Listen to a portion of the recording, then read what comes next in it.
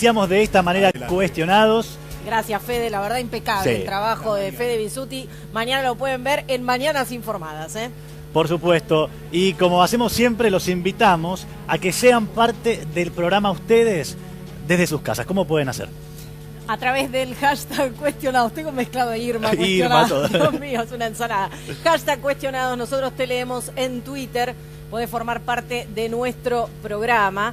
Y por supuesto te vamos a contar lo que está pasando en Argentina, ¿no? Con el clima. Es así, y con el clima político también. Primeramente, quisiera hacer una referencia a lo que está pasando en nuestro país en materia de inundaciones, de temporal. La zona de La Plata, Quilmes, Avellaneda están registrando anegamientos. Tuvieron que rescatar a 2 personas que habían caído en un arroyo. Afortunadamente salvaron su vida y están hospitalizadas, recuperándose. También mandar un fuerte abrazo a localidades del interior bonaerense, La Pampa, Santa Fe, que hace tiempo están inundadas. Hemos estado ahí con Canal 26 y seguramente vamos a seguir actualizando la información acerca de lo que allí pase. Dicho esto, ahora llegó el momento de presentar a los invitados de este plantel ya. Todo tuyo, Alan, por favor, que estás más que actualizado con nuestros invitados del día de hoy. Dale. Muy bien, déjame presentar a Marcelo Koenig, candidato a diputado nacional por Unidad Ciudadana. Muy buenas noches. Javier Gentilini, quien ya ha estado aquí presente, legislador del Frente Renovador. Gracias. También José Arteaga nos está acompañando en el día de hoy como candidato a diputado provincial por el Frente Renovador. Le damos la bienvenida también a Miguel Ángel Base, diputado nacional de la UCR, y a Miguel Ponce, economista y dirigente de la Unión Cívica Radical. ¿Cómo estás, Miguel? Otra vez. Alegría, hoy contento porque no tengo el nerviosismo. Y ganó River. Ganó River. Ya sabía Otra que iba a vez salgo de acá y todavía...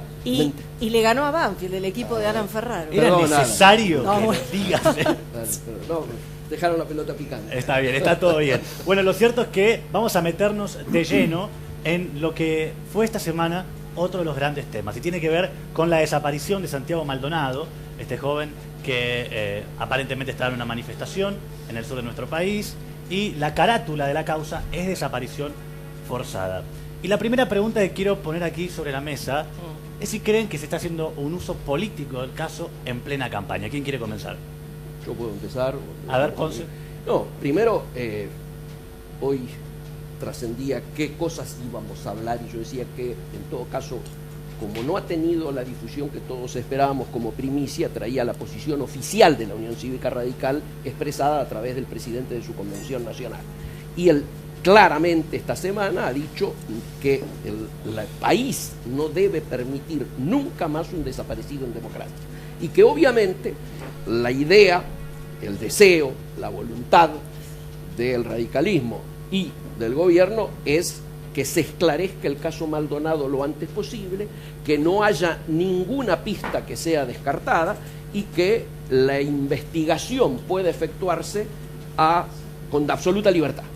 Dicho esto, dicho la posición oficial, obviamente el segundo paso, que también lo dice el mismo comunicado, es esta utilización, yo diría, infame que se está haciendo en un momento en el cual, si hay algo que nos unifica o que creíamos los argentinos que estábamos todos unificados, era en el compromiso, diríamos, del 83, el compromiso del nunca más, donde la política de derechos humanos era una política de Estado. Por lo tanto, yo creo que este tema, precisamente para el mejor final que pueda tener, sea investigando a fondo, llegando a la verdad, ¿no es cierto?, exige una política de Estado y no una utilización parcial, aunque ninguno de nosotros es un necio de no darse cuenta que estamos en tiempos electorales. Vamos a ver, Alan, una nota de un mapuche que afirma haber visto a Santiago Maldonado, que se lo habían llevado en una camioneta. Vemos esa nota, dale.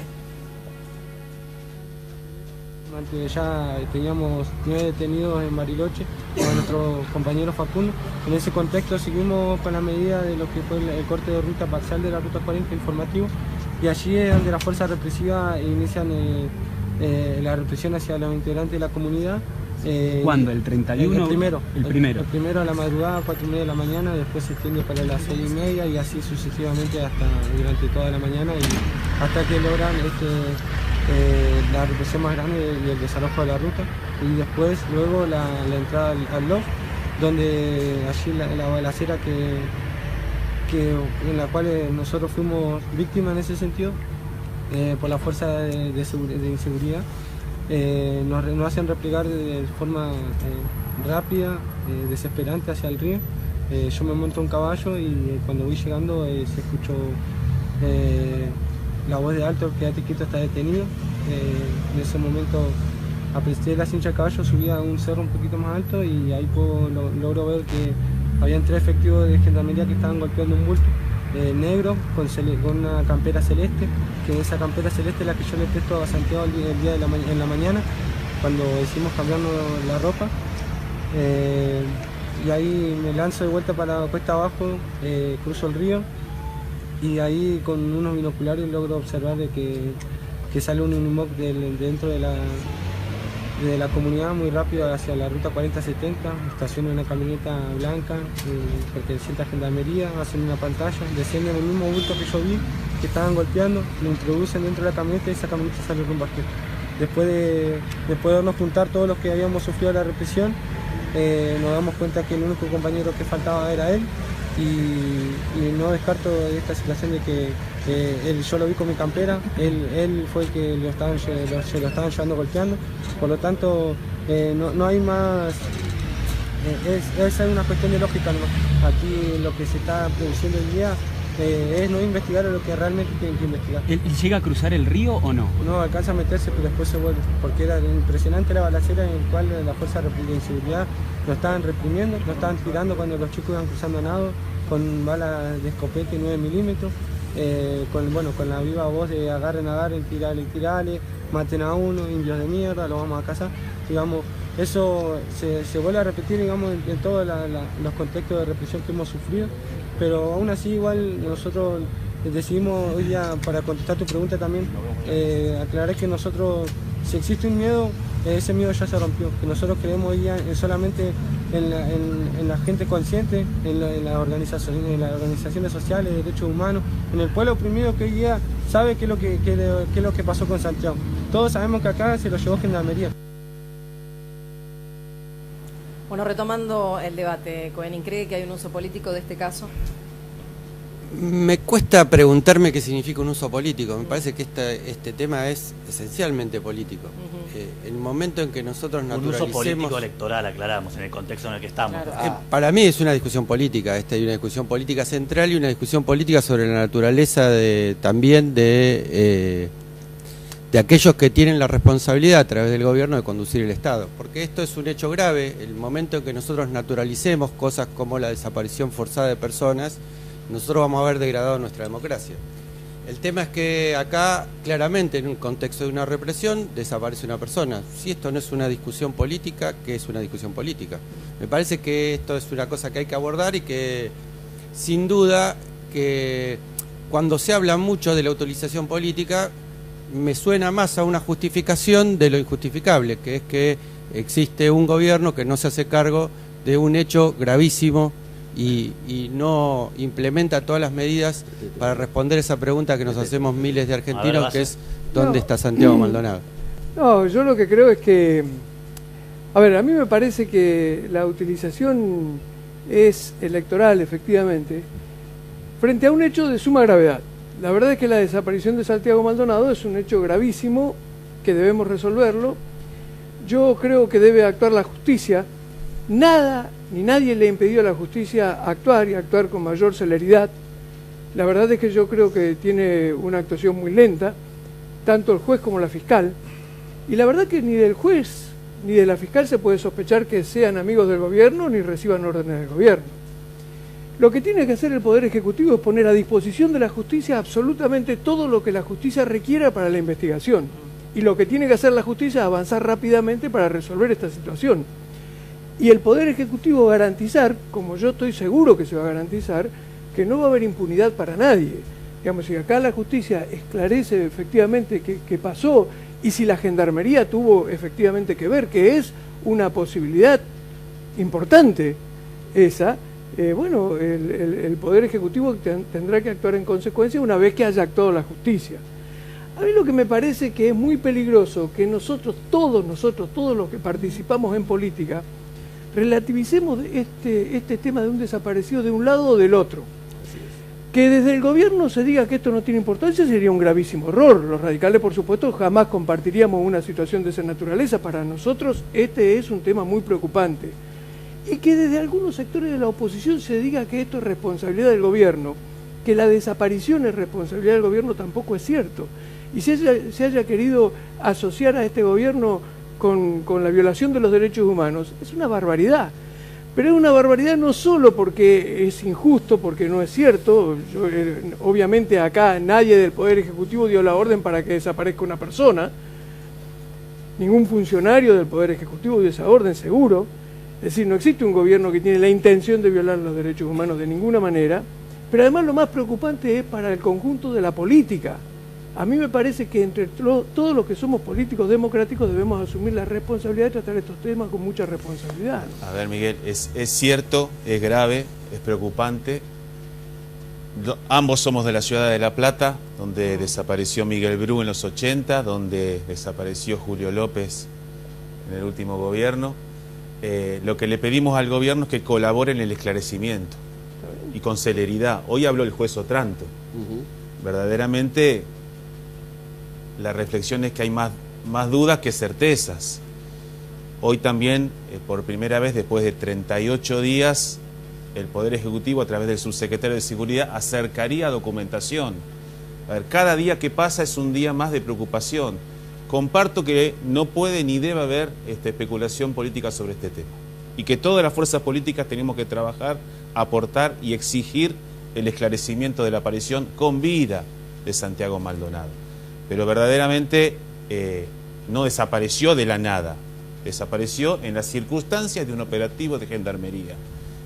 Las contradicciones entre la propia fuerza y la dilación por parte de la justicia generan mayor preocupación que en que esto se esclarezca rápido. Gentilini, ¿qué opina de la actuación Mirá, del juez? en principio yo creo que desde ya no se debe hacer una utilización político-electoral de este tema por la gravedad que tiene desde el punto de vista de los derechos humanos y desde el punto de vista de la responsabilidad institucional que está detrás de todos aquellos que tienen alguna situación de responsabilidad con competencia de una o de otra manera en este tema. Ahora bien, yo creo que es obvio que hay utilización político-electoral de esto hacia todos los puntos cardinales del espectro político.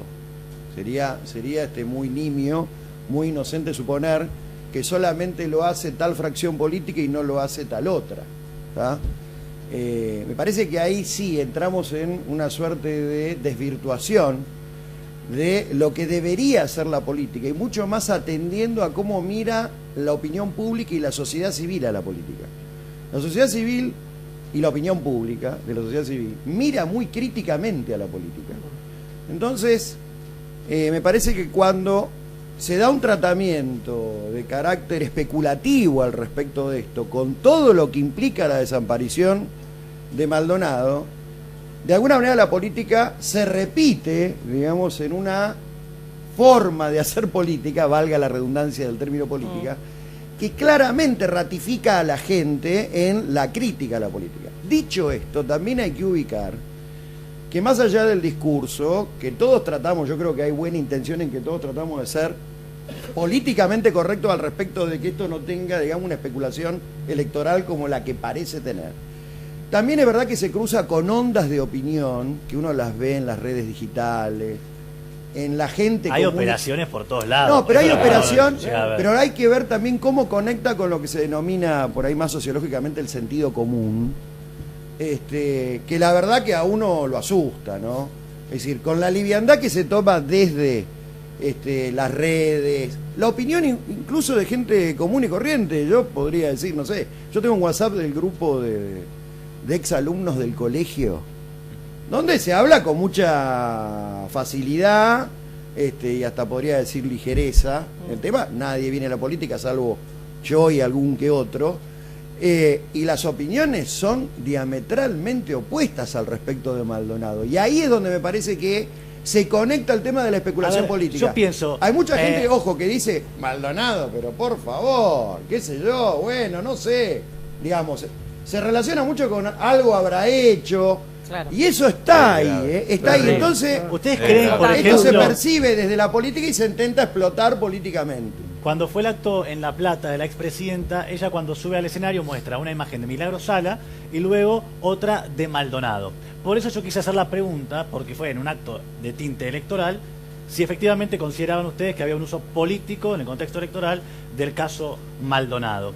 Y a propósito de ello, preguntarles a todos, ¿qué piensan acerca de una expresidenta que en un acto electoral hace así, muestra una foto de Maldonado? ¿Está realmente comprometida con la aparición con vida de este sujeto o en definitiva lo que a ella le conviene en términos políticos es justamente que no se encuentre para que este tema esté vigente en la campaña, buscando esmerilar a los candidatos oficialistas con quienes estuvo ahí nomás de perder? Finalmente ganó la elección, ¿no? Las PASO.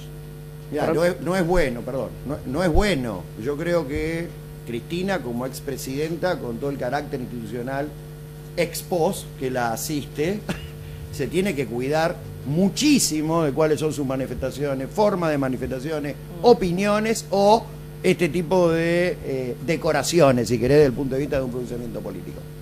Dicho eso, en relación a lo que ha sido su cargo y que ha sido inmediatamente reciente. Segundo, y en esto no quiero hacer, digamos, una cuestión de la grieta, ni ponerme de un lado o del otro de la misma, y mucho menos que sirva, digamos, para mandar agua al molino del oficialismo. Hay muchas cuentas, digamos, deficitarias y pendientes en materia de represión, digamos, del gobierno anterior, con movilizaciones y manifestaciones también de grupos originarios.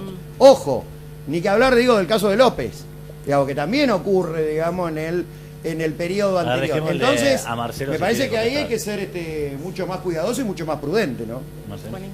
Sí, Javier, no solo de represión. A ver, la asistencia de Milani en inteligencia, verdaderamente la contradicción que genera en el discurso de los derechos humanos en el kirchnerismo le pone un límite y una autoridad para determinados temas a Cristina y a muchos más.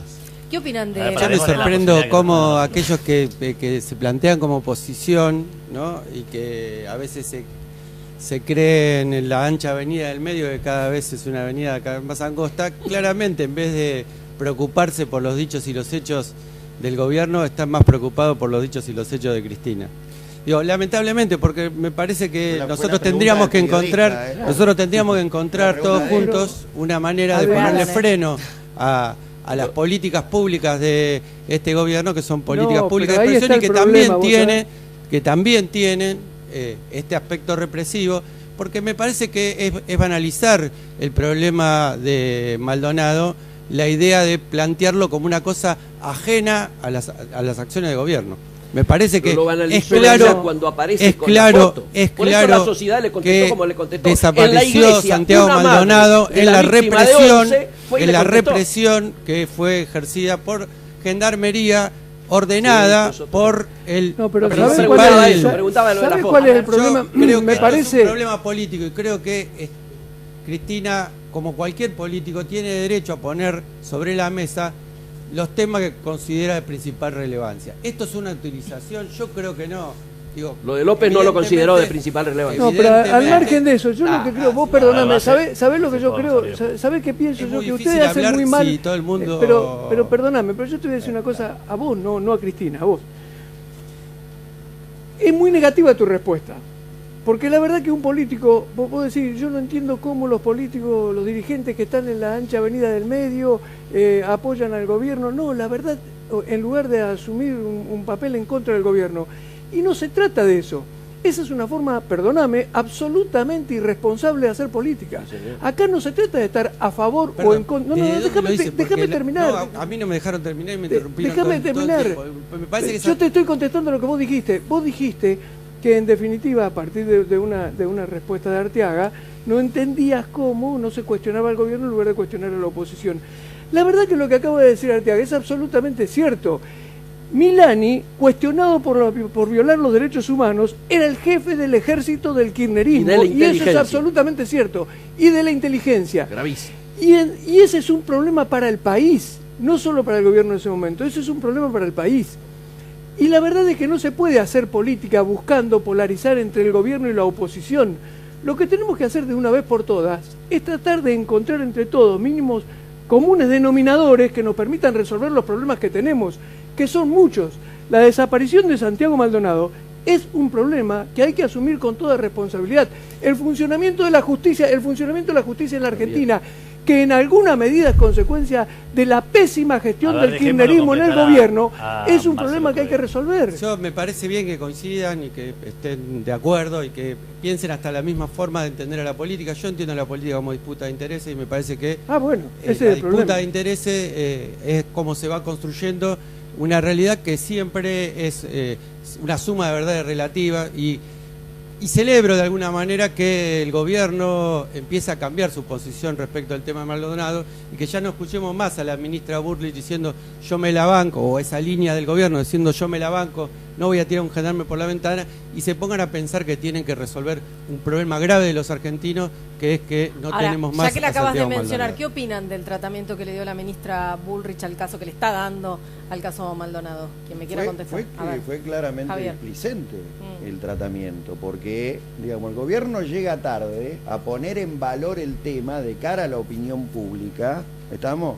Evidentemente porque hubo una resolución en la mesa de arena, digamos, la mesa inteligente, de que vamos a tratar de que este tema, digamos, no tenga notoriedad o la suficiente notoriedad. Hablan de eso, ¿no? De la mano de Durán Barba, decir, no hablemos del tema. Pero aparte, esto como se si no transmite existiera. desde los pasillos de la Casa de Gobierno hacia el periodismo, y el periodismo comienza a plantear que hay un cambio de estrategia. No es que el periodismo percibe que hay un cambio de estrategia.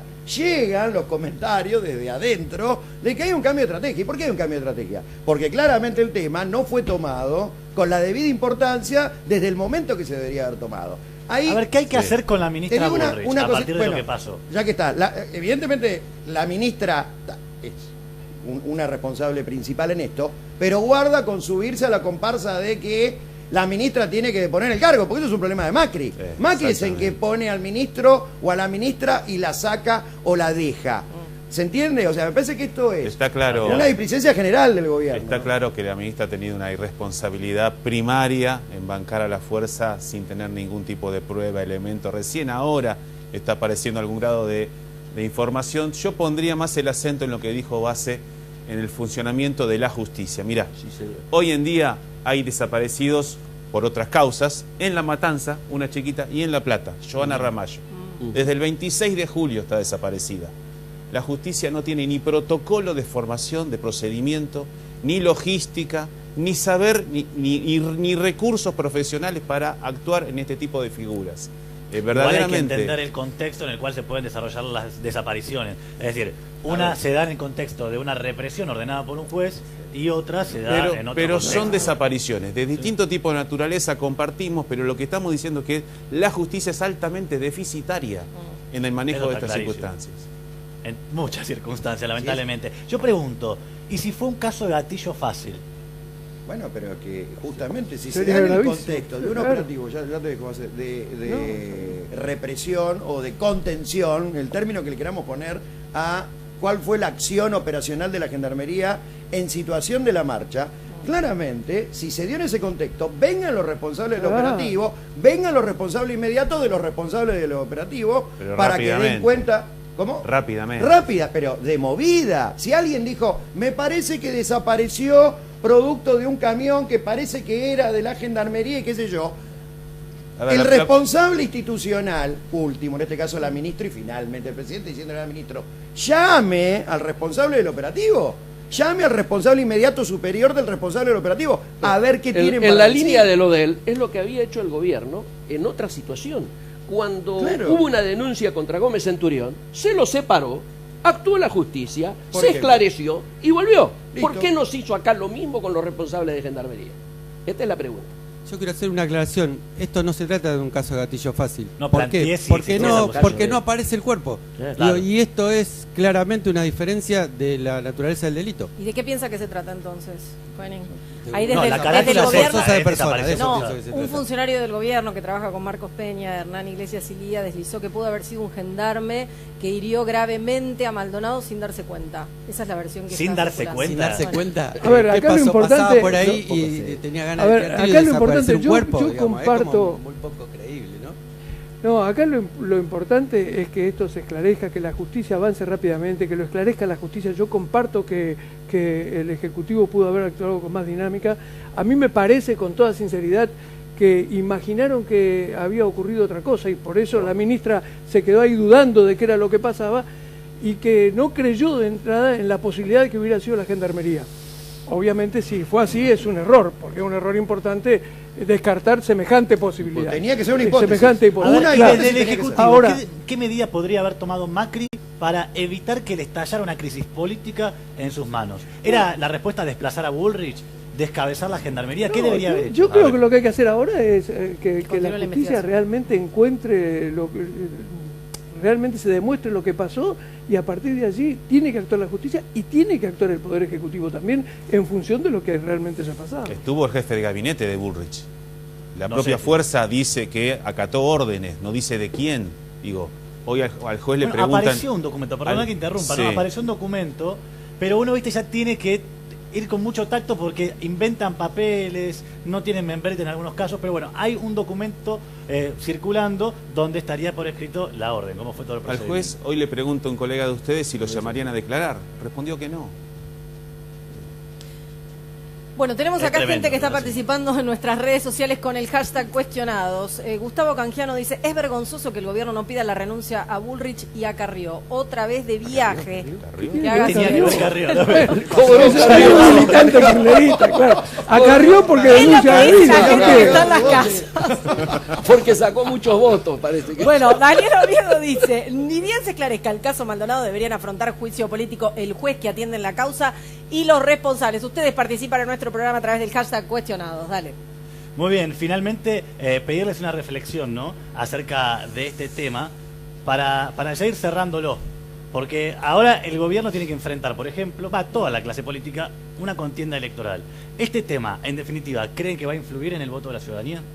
Está dando vuelta. El punto es cómo separa la ciudadanía y lo conecto con la primera intervención y también con un programa que ya tuvimos al respecto de la movilización callejera y qué era lo que producía esto con respecto a la opinión pública. ¿Qué reclamaba la opinión pública? Porque me parece que el problema también pasa por ahí.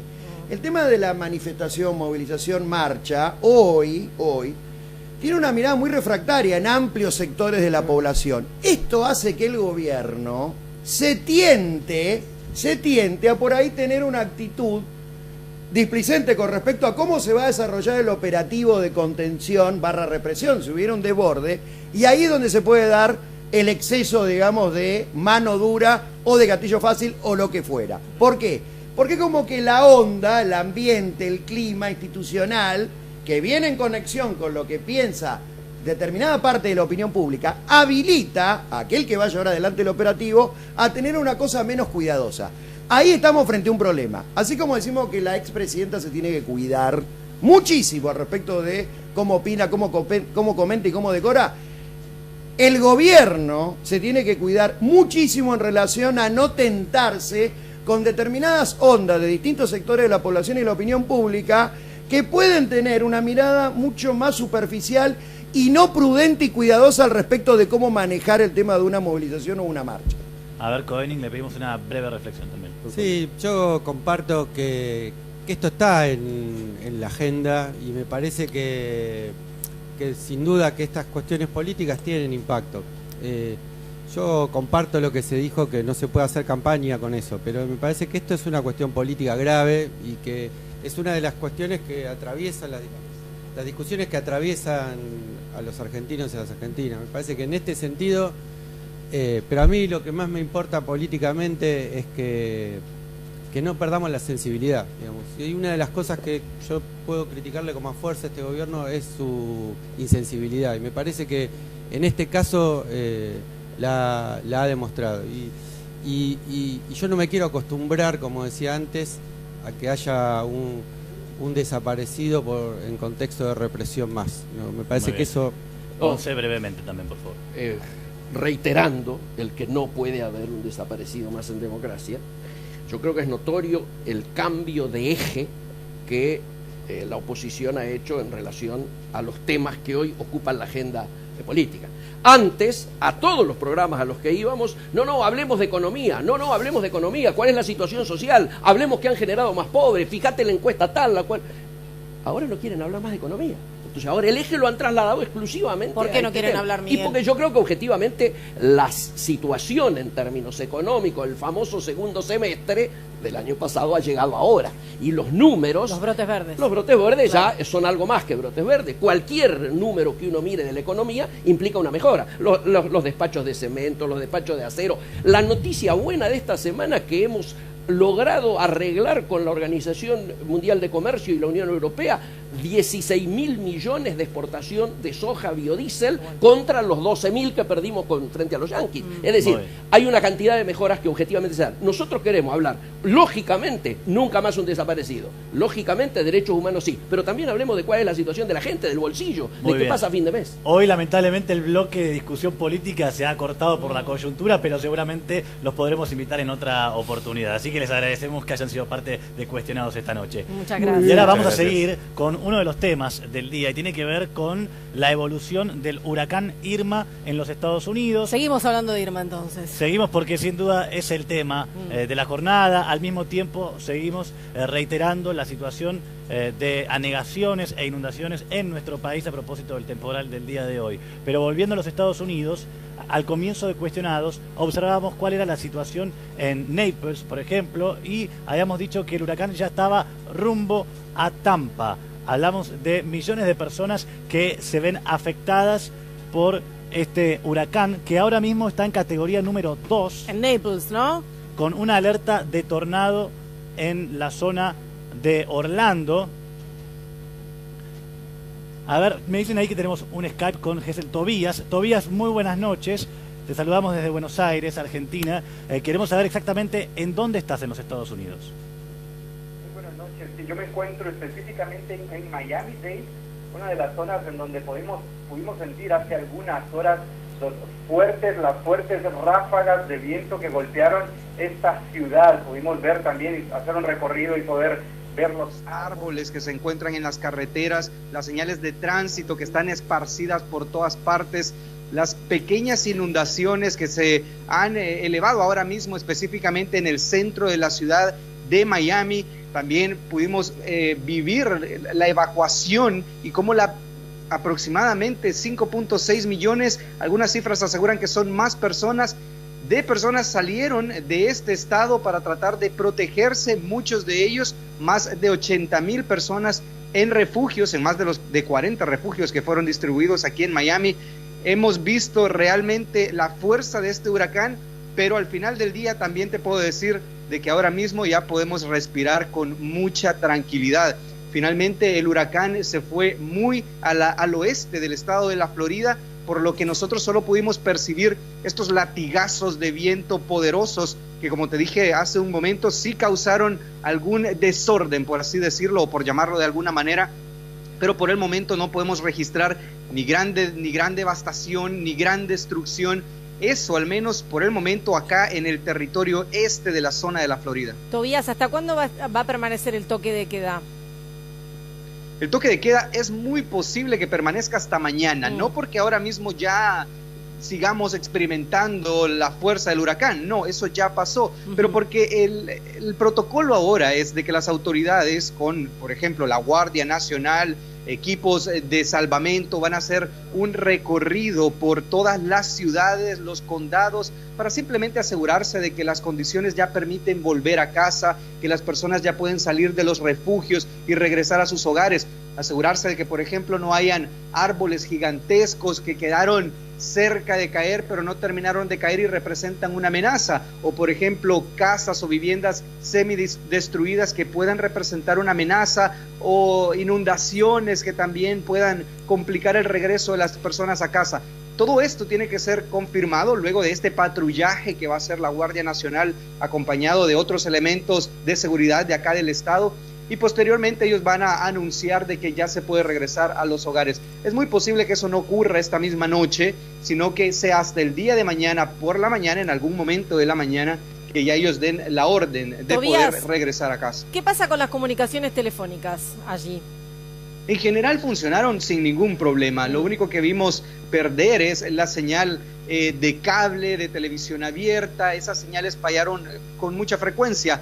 Obviamente tenemos todavía a un poco más de 2 millones de personas sin electricidad, sobre todo a las afueras de las principales ciudades, a las afueras de la ciudad de Miami, a las afueras de la ciudad, por ejemplo, de Tampa. En estos sectores hemos visto, sobre todo en zonas donde la electricidad todavía es aérea y no es subterránea como lo es en esta ciudad de Miami, en estos sectores todavía hay falta de electricidad, pero es muy posible que se pueda resolver no de forma inmediata, no en 2 horas, pero en los próximos 2 días aproximadamente, en vista de que el huracán, y esta es sin ninguna duda información preliminar, no podemos dar certeza de que así es en su totalidad, pero en vista de que aparentemente el huracán no ha causado tantos estragos como se creía que podría causar, lo que permitiría a los equipos de técnicos que van a hacer las reparaciones necesarias poder llegar a los sitios sin problemas. Tobías, preguntarte porque, bueno, ahora estamos hablando todos del huracán Irma, pero se espera para la próxima semana o 10 días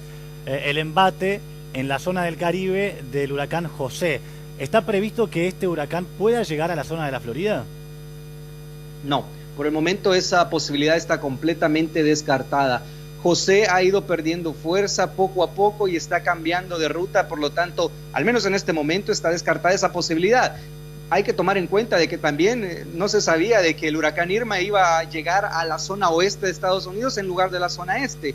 Si tuvimos tantas evacuaciones en este sector y tantas personas salieron y escaparon del país, es porque, de este estado, es porque originalmente se creía de que el huracán Irma iba a arrasar con la zona este, pero finalmente y a última hora prácticamente cambió de ruta y se fue a la zona oeste, que no estaba tan bien preparada como la zona este, que incluso muchos de este sector de la zona este se habían mudado para protegerse a la zona oeste del estado. Y fue ahí exactamente donde impactó el huracán. Afortunadamente perdió fuerza rápidamente, se convirtió a categoría 3, posteriormente a categoría 2, y se espera que en las próximas horas, aproximadamente mañana por la mañana, en el transcurso del día, se vaya deteriorando hasta convertirse en una tormenta tropical. Tobías, ¿están conformes con la actuación del gobierno? Sin ninguna duda, hubo muchísimo orden.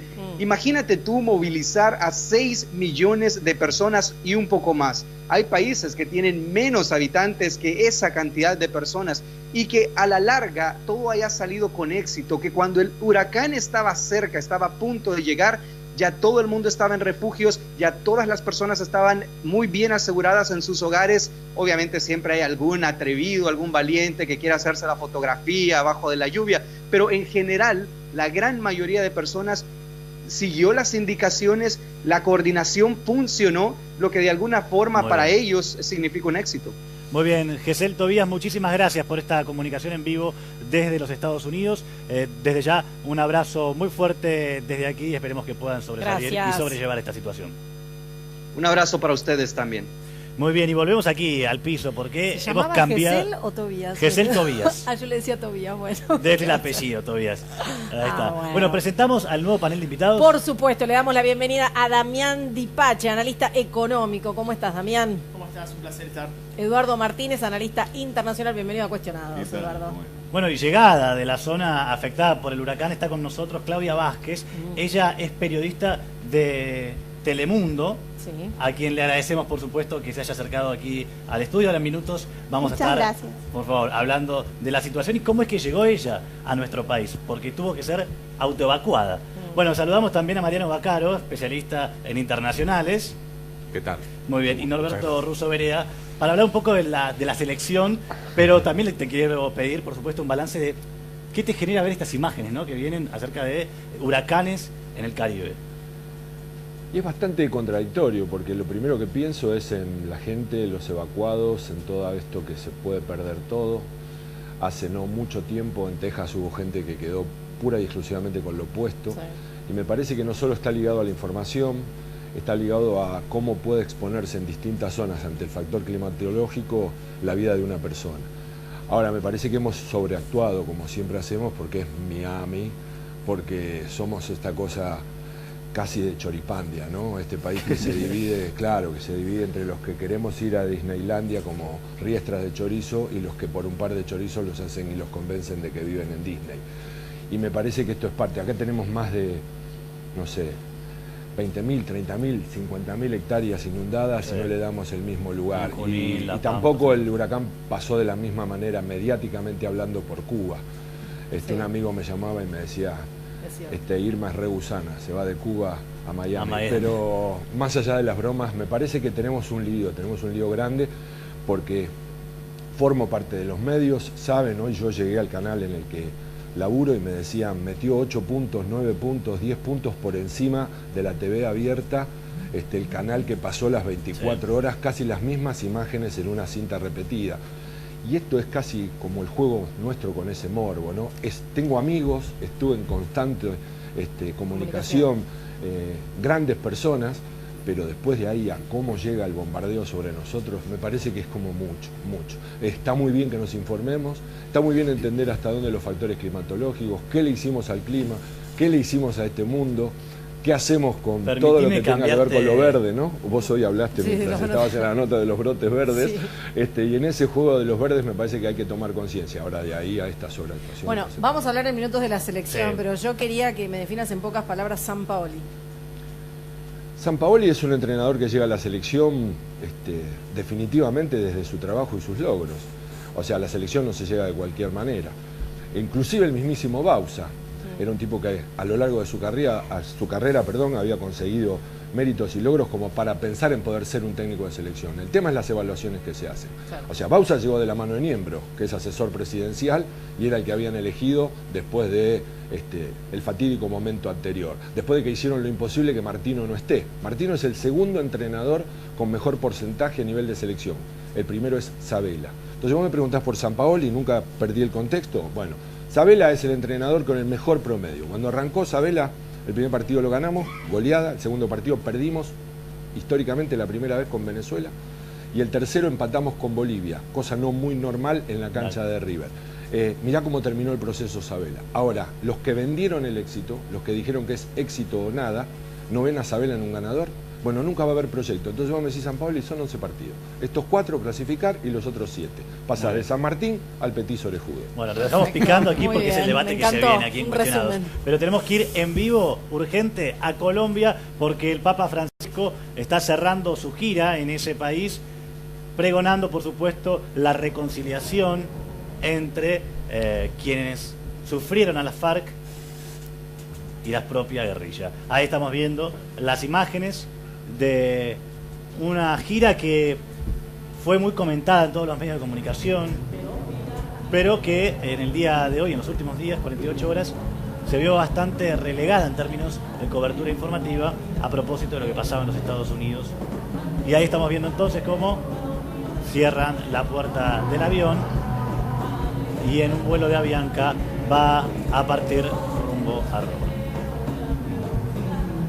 Bueno, y viajamos, tomamos otro avión y nos vamos a seguir hablando de las consecuencias, en realidad, del huracán Irma. Y aquí está Claudia Vázquez, lo habíamos adelantado, colega, trabaja en Telemundo, y yo le voy a contar la infidencia. Estaba cubriendo con el móvil en aeropuerto de Ezeiza cómo estaban llegando a algunos turistas y otros ciudadanos que venían de Miami escapando del huracán, y ahí la conocí a Claudia. Y quisimos traerte aquí para conocer tu historia, porque hasta lo que sabemos, 16 años viviendo en Miami y viniste a parar a Argentina más o menos por casualidad.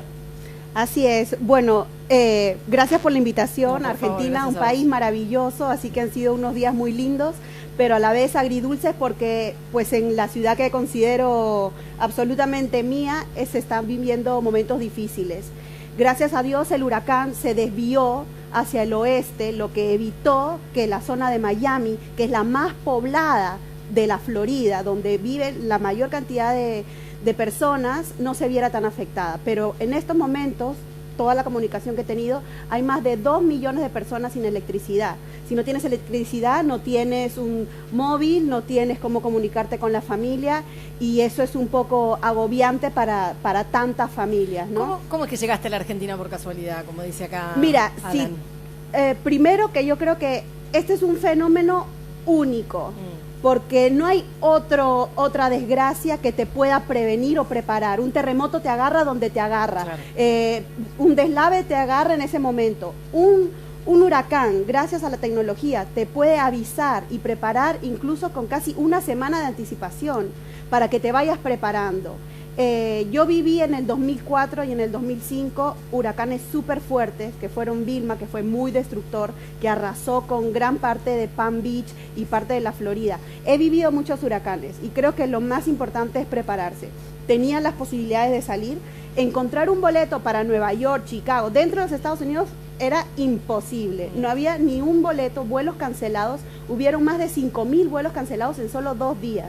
Entonces realmente moverse dentro de la ciudad, dentro de los Estados Unidos, era súper difícil. Así que empecé a buscar opciones con un grupo de gente para buscar. Y la Argentina era una gran opción porque estaba muy alejado y aparte que era un lindo país, así que fue una gran decisión, yo creo. Y sobre todo que me siento contenta porque sé que ya Miami está a salvo. Y aunque a veces critiquen que es le dan mucha atención, que la gente se vuelve loca, yo creo que nadie está suficientemente preparado. Yo creo que hay que tomar ese ejemplo de prepararnos, de que si hay que comprar agua, de que si hay que preparar las casas, de que hay que darse la mano, que la gente se da la mano, los vecinos, todo el mundo, la ciudad se movilizó de una manera increíble. En 3-4 días, más de 8 millones de personas se movieron. No hay muertos, han habido accidentes, pero imagínense la proporción de este desastre. Claro, de 6 millones, y no pasó, porque si esto pasaba como estaba previsto, como categoría 5, por el mismo camino hacia Miami, esas inundaciones que vemos ahora, que he visto mi edificio, que tiene el agua hasta el primer piso. ¿Dónde vivís allí? En Biscayne y la 22, que es como decir entre el downtown y el midtown. Es una zona que está muy cerca al agua, entonces todo el agua se salió y de pronto todo el día viendo las noticias y digo, pero si el reportero está desde mi edificio, me muero. Entonces, con el agua hasta aquí. ¿Y cuándo tenés planificado tu regreso? Perdón. Mi regreso está para mañana si el aeropuerto lo abren. Estaría regresando a Miami mañana a las 8:30 por Aerolíneas Argentinas. Perfecto. Lo tengo, pero depende del aeropuerto si abren, si no tendría que retrasarlo un poco. Muy bien, Eduardo. A ver, a mí me parece que Irma pasó a ser como el huracán de las miserias, ¿no? Yo lo venía pensando camino acá y pensaba que sacó a flote de alguna manera las miserias de las grandes potencias. Yo lo escuchaba al ruso Berea recién, algunas cosas que adhiero, pero fíjate vos dónde pegó el huracán, ¿no? Pega en Anguilla, colonia británica. Pega en las Islas Vírgenes, colonia norteamericana. Pega en Saint Martin y San Bartolomé, territorios de ultramar, ¿no?, franceses. Pega en Cuba, con todo lo que tiene que ver con la relación de las potencias. Y luego entra en Florida, con todo lo que tiene que ver en el contexto de los migrantes. Y de repente todo eso sale a flote. Entonces uno dice, a ver, aparte estuvo Antigua y Barbuda, que se independizaron de los británicos en el 81, son las últimas independencias del mundo. Entonces uno se pregunta, a ver, si las potencias, ante un desastre como el que estamos viviendo, impensado, doloroso, terrible, por una vez en la vida van a estar a la altura de las circunstancias, porque muchos de estos lugares fueron saqueados, devastados, robados, y ahora es el momento de devolverles. Ahora es el momento de estar. Porque bueno, de repente hubo quejas al respecto de eso. En el caso de las colonias británicas, los dejaron más o menos librados a su suerte. Hubo un reclamo tan fuerte por una cuestión humanitaria que recién después salió la primera ministra británica a decir, bueno, vamos a enviar a las tropas a que los ayuden. Perfecto, y aparte la actitud de los distintos intendentes, de alguna manera, de Florida, desafiando digamos, la legislación de Trump, diciendo todos los que lleguen a un refugio no se les pregunta el nombre. Si te querés anotar, te anotás. Si no te querés anotar, no te anotás. ¿No? Porque era el momento, de alguna manera, de saber quién es quién. Claro. Le hicieron... Es más, cuento algo interesante. Yo tengo una gran amiga... ¿Vos creés que le hicieron la cama a los inmigrantes? No, yo creo que era un momento de detectar, ¿no? Y tras una semana complicada con respecto a ese tema... Pero en ese sentido los gobernantes estuvieron a la altura de las circunstancias, estuvieron muy bien. Yo, por ejemplo, tengo una amiga que estoy en contacto constante, perdí contacto a las 9, 10 de la mañana, ya sabiendo que iba a perder contacto, porque ella está en un refugio en este momento, a 1 hora y media de Miami, y me decía, ¿no? Yo llegué y todavía tengo el permiso de residencia. ¿Qué hice yo? A pedido de todos los que estamos acá, sus amigos, su familia, anotate, habló con el cónsul, hay que decir también el cónsul argentino en Miami Sí, hizo un gran con él. trabajo, Sí. hizo un gran trabajo, ha dado el teléfono personal, creo que a cada argentino Qué bueno. que se comunicó con él, ¿no? Y bueno, en medio de todo eso uno veía cómo llegaba y no se podía anotar, no se podía anotar. Permitime una pero- valoración de Dipache, después escuchamos a Claudia. Dale. No, ahí quería sumar entre lo que decía el ruso y lo que decía Eduardo, que desde el punto de vista, uno cuando tiene que analizar lo económico de esto, ¿no? Tiene que salir desde lo social y desde lo humano para analizar números fríos. Y vos ves que la producción de social de sentido de los medios, por lo menos la última semana, era cuánto iba a ser el costo para Miami, las pérdidas que iba a tener Miami. Fíjate, una calificadora de riesgo decía que iba a ser de 125.000 millones de dólares. Es una calificadora de riesgo importante. Después, Suzy Red, que es otra calificadora, lo bajó a 60.000 millones. La realidad es que estimar números en estas circunstancias es muy complejo, pero sí es importante saber, y ahí me sumo a lo que decía Eduardo, que para estas pequeñas islas que viven el 80% del turismo, no arranca mañana la vida económica, ni social, ni organizacional, ni ¿Cuánto le humanitaria. lleva a recuperarse entonces? Le llevan meses y hasta en algunos casos años. Por ejemplo, contaba Eduardo el caso de Barbudas, Sí. tenía 90% de la estructura caída, destruido. 90%.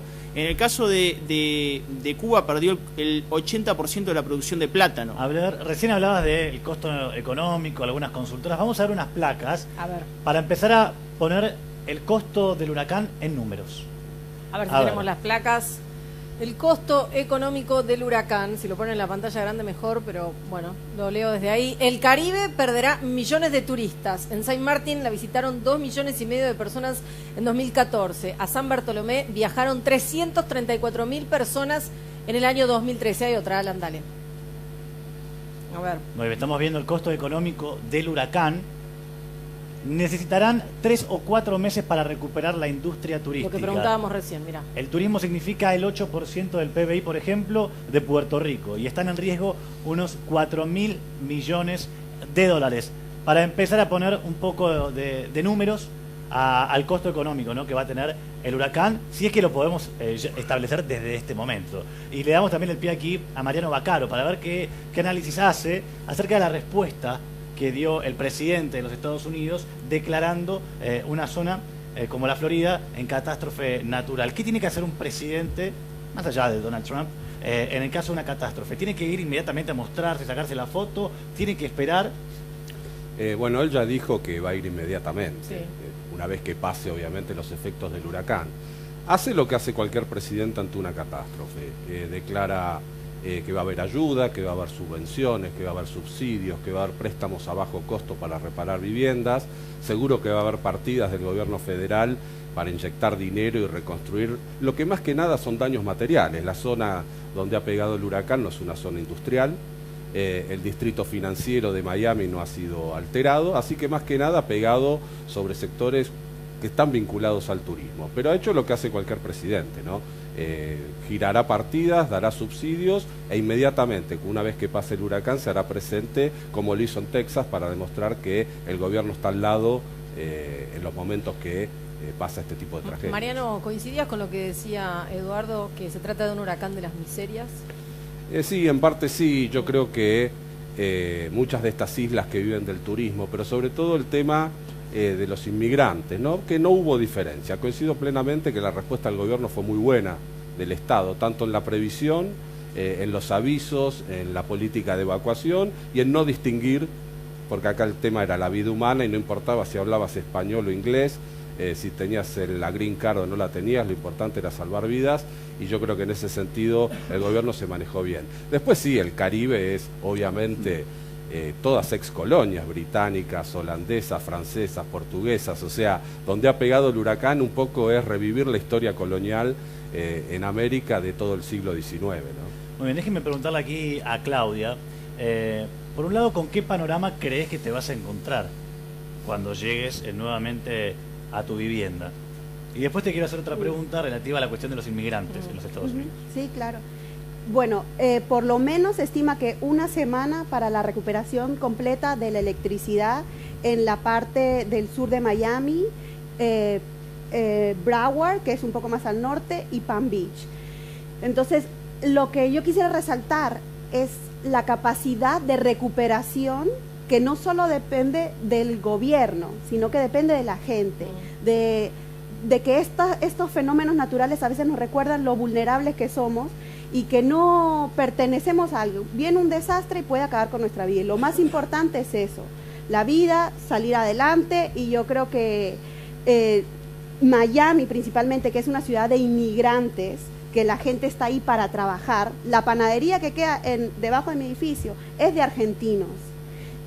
Los brasileños están al lado, tengo a los alemanes, a los judíos, a los árabes. Es una comunidad que estamos acostumbrados a compartir, y toda esa gente está ahí porque quiere trabajar, porque quiere salir adelante. Entonces, estos fenómenos son como un refuerzo para esa actitud que tienen estas ciudades que son completamente de inmigrantes. Mientras Claudia habla, estamos viendo imágenes en vivo de las calles inundadas allí en Miami.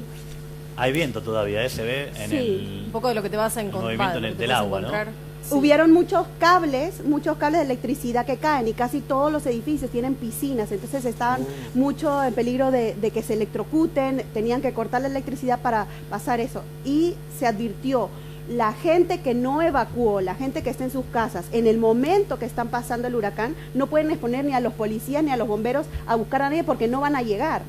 Entonces, ese fue el peligro de la gente que se quedó sin salir de sus casas, y por eso les han cortado la electricidad, Claudia, por seguridad. Ahí Alan y yo en realidad te queríamos preguntar, ¿cómo es la vida de los inmigrantes con la llegada de Donald Trump? ¿Cambió? Por supuesto que cambió, porque Estados Unidos es un país hecho por inmigrantes, de todas partes del mundo. Entonces, una persona que ataca a la gente que forma ese país es realmente indignante. Y nosotros en el programa de Don Francisco Te Invita, que es el programa que hacemos en Telemundo, lo que nos encargamos y tratamos de hacer en estos tiempos es de demostrar con nuestros invitados que quién es la gente que hace a ese país tan grande. Todas las historias que presentamos, ahora quitaron el DACA. El DACA es el permiso de vivir legalmente a los niños. O sea, si un padre llevó a su hijo porque tenía una mala vida en su país, porque tenía miseria, cruzaron la frontera, ese niño creció en ese país, estudió, porque no es que tú llegaste y te van a dar el DACA, no, para tener un DACA tú tienes que ser un estudiante ejemplar, que viviste en ese país y que eres una persona productiva, y a esa persona tú le vas a negar cuando no tiene ninguna historia en ningún otro país. Eso es un crimen, eso es un crimen humano, porque si tú me dices, mira, ¿sabes qué? Está echando a los delincuentes, qué bien que eche a los delincuentes, a los que tienen pero a jóvenes estudiantes, que son 800,000 jóvenes que tienen el DACA, y a esos 800,000 le quieren quitar ese permiso, que yo creo que son los que más se lo merecen. Está muy bien. Y ahora, bueno, vamos a estar pendientes, por supuesto, de cómo va a evolucionar la cuestión del huracán en la zona del Caribe, porque se avecina el huracán José, que ya es otro tipo de huracán de menor categoría, que aparentemente va a tomar otro curso sin afectar, por ejemplo, a los Estados Unidos, pero tal vez sí a algunas islas. Pero me interesa continuar con el análisis político en torno a cómo salir adelante. Hablamos un poco de la cuestión de tiene que ir a sacarse la foto, y en definitiva también en quién va a poner la plata para poder recuperar estos lugares. En el mientras tanto, ¿no? Porque va a pasar mucho tiempo hasta que la gente pueda poder reabrir su negocio, reconstruir su casa.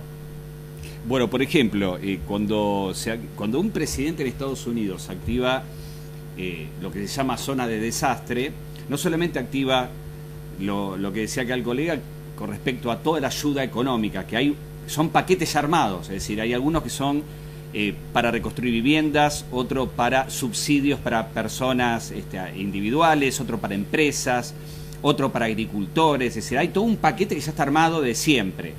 También eso activa de alguna manera, primero el desvío de fondo, es decir, agarrar el fondo que estaba para una cosa y poder poner ese dinero en lo urgente, eso es muy importante. También activa el sistema de lo que sería la participación militar en la zona de desastre, es decir, activa el FEMA, que eso hace que muchas veces se ha hasta cuestionado esto, porque en los sectores de desastre prácticamente el militar tiene más poder que el presidente, ¿no? Toma decisiones más allá de lo presidencial, ¿no? Obviamente que es como una especie de mandato que tiene un comienzo y un final, pero la estructura está muy aceitada. Por ejemplo, yo hablaba con mi amiga que está en este momento está en un refugio y me decía que al evacuar, en el momento de evacuar, fíjense el nivel de organización maravillosa, ¿no? Es decir, estaba evacuando y se acuerda de una señora muy mayor que era su vecina y la va a buscar, le dice, venís con nosotros, y ella no quería ir, ¿por qué? Porque tiene su gatita, dice, no me la van a aceptar en ningún lado. Llamó al refugio y dice, no, los animales son parte de la familia, Sí. tenemos una casa para los animales. Hay refugios aptos para animales. Es decir, dentro del refugio tenés un lugar para animales con la gente que lo va a cuidar, venga que no hay ningún problema, ¿no? Otra de las cosas, si andabas por la calle, con ir a una comisaría, la comisaría te llevaba. Hablábamos acá con la colega, van a buscar a gente a la casa. Es decir, la organización es muy aceitada, pero la contrapartida es que ve uno en un sector de desastre, casi una zona militarizada. Pregunta para Ipache, ¿no? Recién Eduardo marcaba esto de contar con fondos para asistir en la emergencia, pero es plata que saco de un lado y que pongo en otro. Sí, a ver, fíjate que pasó Harvey por Luisiana y Texas, y son estados importantes y es Norteamérica, y en realidad quedó cerrada un cuarto de la refinería de petróleo de Norteamérica. O sea, eso no tiene posibilidad de sacarse y ponerse, eso se perdió. Entonces, la realidad que, claro, un estado como Estados Unidos tiene mucha más capacidad de recomponer esa pérdida, pero en realidad se estima que va a haber caída de producto no estaba prevista.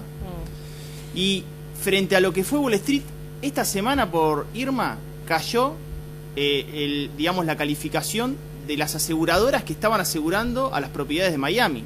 O sea que hay un montón de números que, por más que el Estado quiera poner de un lado al otro, es imprevisible hacerlo. Pero, digo, me parece que es mucho más preocupante las situaciones de las pequeñas islas que ya dependen de gobiernos centrales y potencias que ahí sí van a tener que erogar de un Estado que no va a poder hacer frente a la cantidad de pérdidas que son millonarias. En el caso de Cuba se estima que fueron 30.000 millones de dólares. Para que te des una idea, las reservas de Argentina son 48.000 millones. Bueno, recién estamos hablando de Irma, pero no nos olvidemos que hubo un terremoto en México de 8,2 grados de Richter. Mariano, ¿cuánto tiempo le va a llevar recuperarse a México? Más de 90 muertos, me parece que hubo. Sí, bueno, este es un fenómeno que es imprevisible. Sí. Y no estaba preparado la región donde se produjo. En general, recordemos el anterior terremoto que fue previo al Mundial 86, que fue en el año 85, que pega en el DF, pero la región del Pacífico no estaba, sobre todo este tipo de lugares como Chiapas, preparados para este nivel de terremoto y la fuerza que tuvo, y con más de 700 réplicas. También un nivel de destrucción muy alto.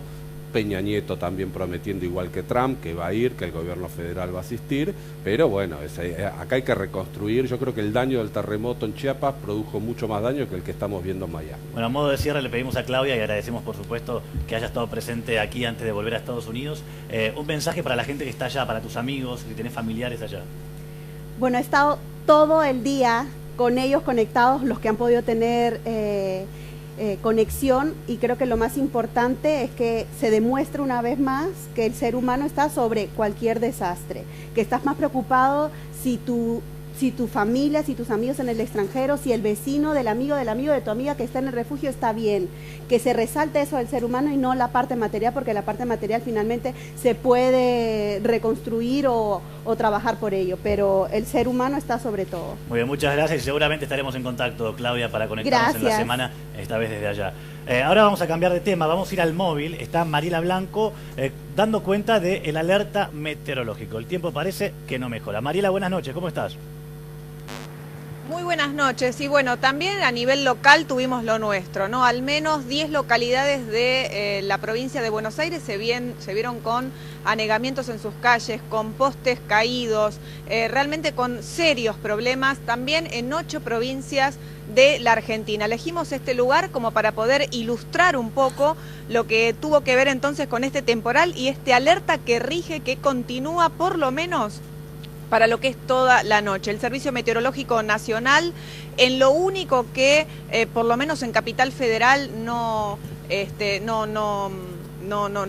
digamos, no la pegó fue con el tema del granizo. El resto realmente, bueno, se vieron afectados tal como estaba previsto. Les cuento un poco algunos lugares, algunos reportes que nos fueron llegando. Por ejemplo, en el conurbano La Matera, en Quilmes, bueno, el gran temor era que entre agua a las viviendas. Algunos se llevaron esta peor parte, sobre todo las casas más precarias. También ocurrió algo similar en La Plata, donde cayeron 35 milímetros, se inundaron calles, hubo desagües pluviales que se rebalsaron, el drenaje fue muy lento allí. Los peores lugares que debemos dar cuenta son dentro de la provincia de Buenos Aires. Florencio Varela, por ejemplo, donde bueno, hubo algunos percances en los accesos, Berazategui, Morón, General Rodríguez, en Bernal, en Lanús, la zona sur, ¿no? Muy fuertemente afectada. Afortunadamente, el Servicio Meteorológico anuncia que va a ir decreciendo todo este alerta y que se prevén lluvias y lloviznas para mañana y que probablemente, bueno, vaya cesando entonces alerta, pero fue bastante grave lo que sucedió hoy en Buenos Aires y en 8 provincias. Yo estuve esta mañana, Mariela, ahí en Costanera, realmente nos empapamos, se sentía el viento, a la mañana había una alerta de ráfagas de viento de 90 kilómetros por hora, así que fue bastante complicado hoy la mañana y bueno, solidaridad con todas las localidades inundadas. Mariela, desde ya, muchísimas gracias. Impecable, como siempre, el trabajo de Mariela Blanco y en realidad contestándole a mucha gente que dice, ustedes están mostrando el huracán Irma y se están olvidando de lo que está pasando en nuestro país. No nos olvidamos y por eso tenemos a Mariela desde allí con todas las precisiones. Muchas gracias, Mariela. Hasta luego. Hasta luego. Gracias. Bueno, sí, efectivamente, hemos estado en Junín, en Santa Fe, estuvimos recorriendo la provincia de Santa Fe y de Buenos Aires para mostrar las inundaciones aquí en Canal 26. Pero ahora llegó el momento de cambiar de tema, algo habíamos adelantado con el Ruso Berea, porque claro, algo que ha generado mucha polémica y que nos tiene a todos preocupados tiene que ver con la selección nacional.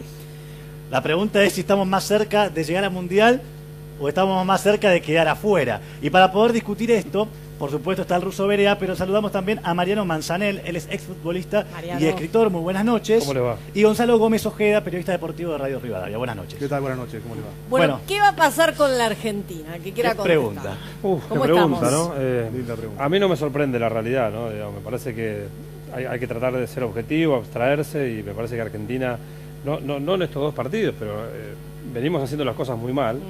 El otro día lo escuchaba al Vichy Borghi y no me sorprendía que él decía, no sería ilógico que Argentina quede fuera y tengamos que replantearnos y hacer las cosas a largo plazo y con seriedad pensando en Qatar. Obviamente que esto es una catástrofe y esto... una catástrofe.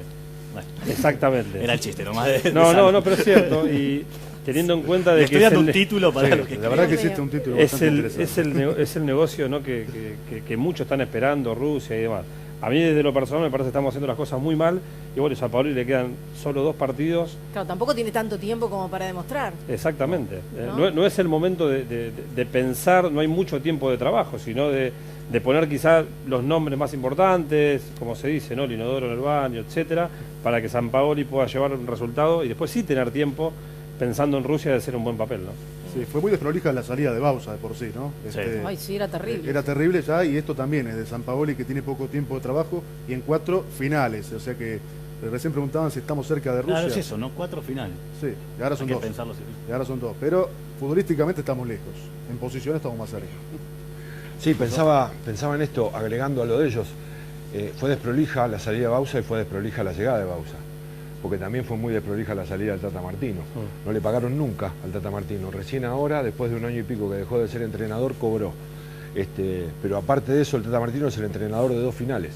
Entonces vuelvo a este tema del éxito, porque está relacionado con lo que ellos plantean, a dónde está proyecto o a dónde, y el manejo diluye cualquier cosa. Si uno piensa, la Argentina en el 69... quedaba eliminada justamente con Perú en la cancha de Boca. Queremos ir a la cancha de Boca porque asusta, porque no late, porque tiembla y porque no sé cuántas cosas. Bueno, en otro tipo de eliminatoria era un grupo, y en ese grupo estaba Perú, Bolivia y Argentina. Argentina quedó tercera. ¿Sabés quiénes estaban ahí? Marzolini, Perfumo, Albrecht, Rendo, Tarabini, Chirola Yazalde. O sea, de lo más granado. Se puede quedar afuera. El tema es dónde vos te planteás ¿cuándo va a parar esto? Porque en el 86, el máximo éxito consumado en relación a lo que provocó Maradona y a lo que vino después del 86, que se adueñaron del fútbol, del discurso, de las transmisiones, de los periodistas, se hicieron socios de todo lo peor del negocio. Bueno, Pasarela los agarró de la nariz a todos y los metió dentro de un área y le dijo, muchachos, si alguno no la empuja, yo más no puedo hacer. Y Gareca la empujó, nos quedábamos afuera. ¿Es así o no es así? Después vino todo lo que vino. Recordemos el gol de Palermo. Entonces parece que la épica la tiene Palermo. En realidad el que nos clasifica es el gol de Volati.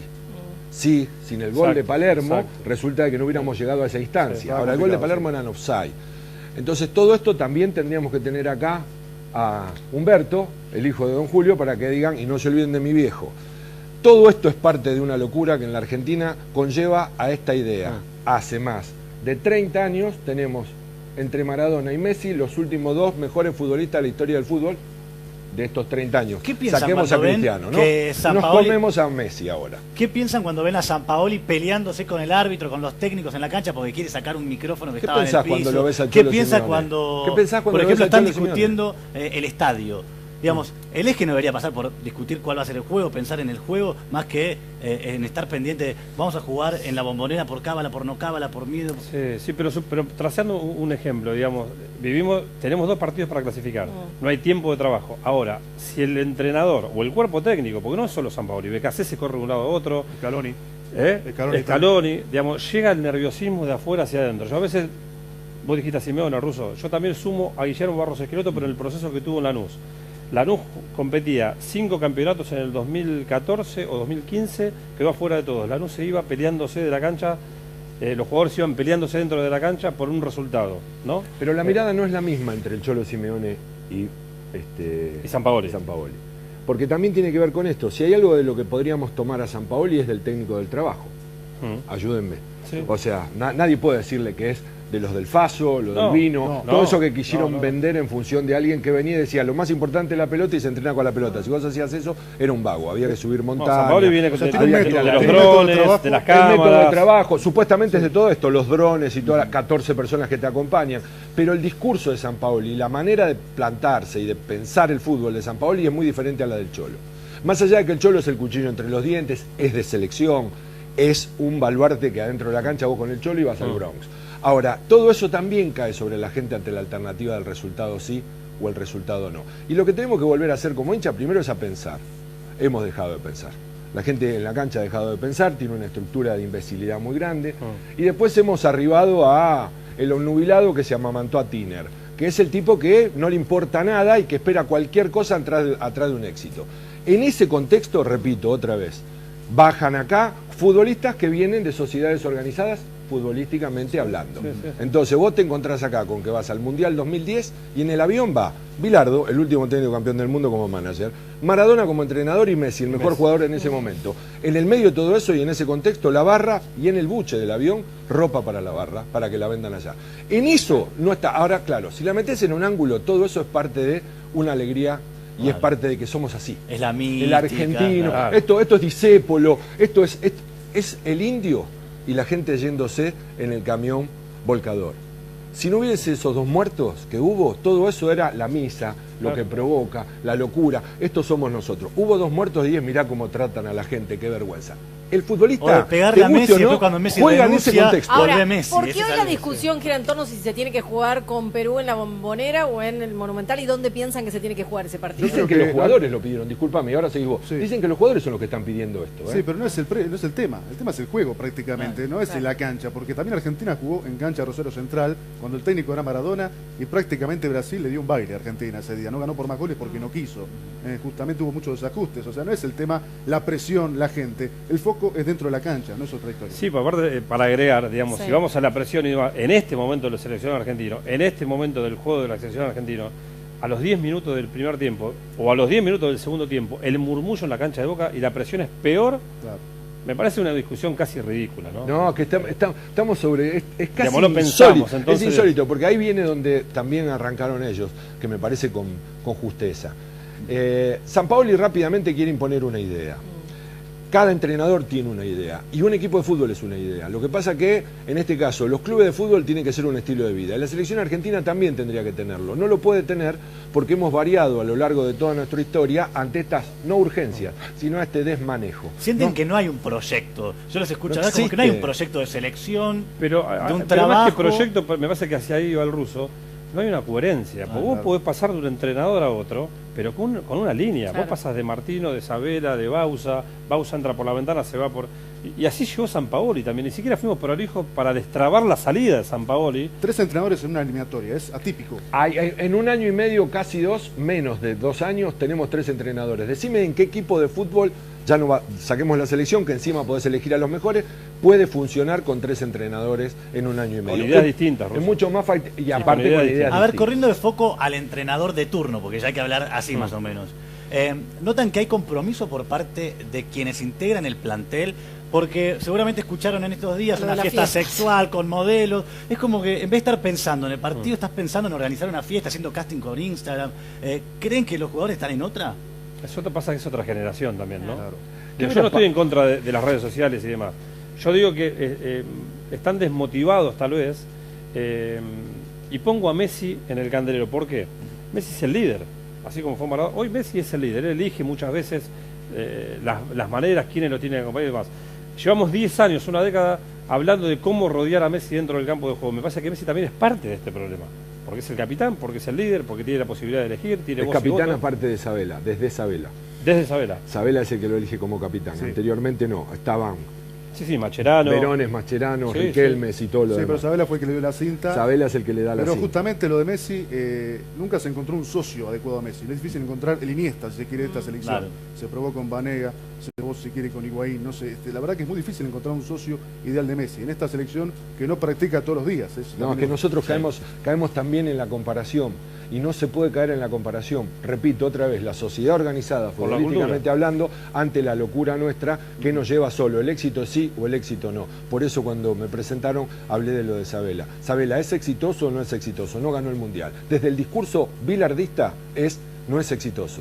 Solo somos exitosos los que ganamos un Mundial. Bueno, esto es patético, pero no es por Bilardo. Es patético, por eso se instaló también en el discurso de muchísimo del periodismo que ha acompañado esto. Acá, otra vez volvemos. ¿Proyecto no existe? Sí, tiene que existir. Messi es otro tipo de líder. No es el líder al que nos hemos acostumbrado con Diego. Diego se creyó tan líder que hoy cree que puede opinar hasta de física cuántica. Ese es un problema ya nuestro, que toleramos cualquier cosa. Pero Mascherano, por ejemplo, diga dentro Diego. de la cancha era un líder. Depende en qué circunstancias. Al verlo, identificaba más un liderazgo de Mascherano que de Messi. Sí, sí. Bueno, yo más he allá dicho, de quién tenga la banda. Yo he dicho hasta el hartazgo de que, por ejemplo, Román Riquelme era un líder. Líder es el que pide la pelota, el que aparece en los momentos que tiene que aparecer. Y si hay algo que no le podemos decir que no hace eso, es Messi. Por eso digo. Messi no se esconde, por eso digo, pide es la otro pelota, liderazgo. es el que más juega. Y coincido en que no podemos compararlos, primero por lo cultural. No hay que enojarse, y a los argentinos hay que explicarles que Messi a los 12 años lo educaron en otro país y en Europa. ¿Me parece bien la llegada de Icardi a la selección? Para mí sí. Para mí sí, porque viene jugando bien en el Inter y si está bien hay que convocarlo. Higuaín en la selección por ahí no venía encajando, no venía metiéndola como en la Juventus, pero me parece que si Icardi está en un momento hay que convocarlo, está bien. ¿Con Mariano lo mismo? A ver, es una pregunta, no digo compleja, digo, me parece que sacando a Messi hay que rodearlo de una generación distinta. Me parece que las generaciones que vienen son los que están saliendo en cancha, ¿no? Los Dybala, es posible que Icardi. Me parece que lo que sí digo es que la gente es injusta con Icardi, que en su primer partido tuvo 2 situaciones de gol, no tuvo la fortuna de... Me parece que hay que darle tiempo, hay que ver si tenemos tiempo, ¿no? Quizá el tiempo es hacer un proyecto serio y pensar en Qatar, ¿no? Es que el mismo juego de la crueldad con el que se maneja muchísimo del público argentino en telexitismo con tipos como Higuaín, ¿verdad? Es el mismo que le va a caer a Icardi por otro lado, porque la gente pedía a Icardi y la gente no ve a Icardi en el fútbol italiano. Exactamente. Vamos a ser buenos. Exactamente. No, ahora, se instala Icardi, ¿por qué? Porque Higuaín erraba los goles. Ahora Icardi en 2 partidos acaba de mostrarle al que tiene ganas de ver fútbol que es muy difícil ser 9 en Argentina. Exactamente. Porque hay muy poco desborde, porque hay muy poca profundidad, porque hay más un hecho individual, porque con el anterior entrenador el 9 se moría de hambre, con este no se muere de hambre pero recibe poca comida, y digo esto para ante la alternativa de poder jugar. Pero Russo, entonces, no solo la gente, hay un sector del periodismo que pedía a los 10 minutos del segundo tiempo que entre Benedetto. Pero el sector del periodismo juega con esta cosa, no nos olvidemos que al Mundial 2010 Recuérdenme los 4-9 que viajaron. Milito fue uno, Agüero. Bien, nombraste al primero, que era el último que nadie se acuerda. Sí. ¿Y Milito qué era? Inter. ¿Y Milito qué era? Era campeón de la Champions League y Sí, el goleador. Inter ante el Bayern Múnich. El goleador de la Champions League. ¿Vos creés que la gente pensaba en Milito? La gente quería Palermo. Entonces la instalación mediática es esa, el héroe era Palermo. Es más, Messi en ese campeonato hizo lo imposible para que ese equipo se convirtiera medianamente en competitivo. Era un desastre, estábamos peleados por si iba Ruggeri, no iba Ruggeri, mal entrenado, todo un desastre. Ahora, en qué eso paradoja. Messi lo convirtió en algo competitivo. Pegaron tiros en los palos, erró un montón de goles, Palermo le tocó una, hizo el gol. Entonces en el imaginario, ¿qué queda? Es Martín. ¿Y cómo creen que es la convivencia dentro del equipo? Porque ahora aparece Icardi. Un Icardi que en su momento, al menos se comentó mucho, que era cuestionada su posibilidad de ingresar al seleccionado por jugadores como Messi. A partir de la icardiada y toda esa zaraza. sí. Las cuestiones personales uno intuye desde afuera que tienen que dar en un segundo plano. Pero hubo una resistencia. Hoy, ¿cómo ven esa convivencia dentro de la selección? Entre Icardi No y estoy, Cristiano. sinceramente, claro, estamos tratando desde acá de decir que no somos serios, que no hay un proyecto. La verdad, si tengo que contestar con responsabilidades, no sabemos.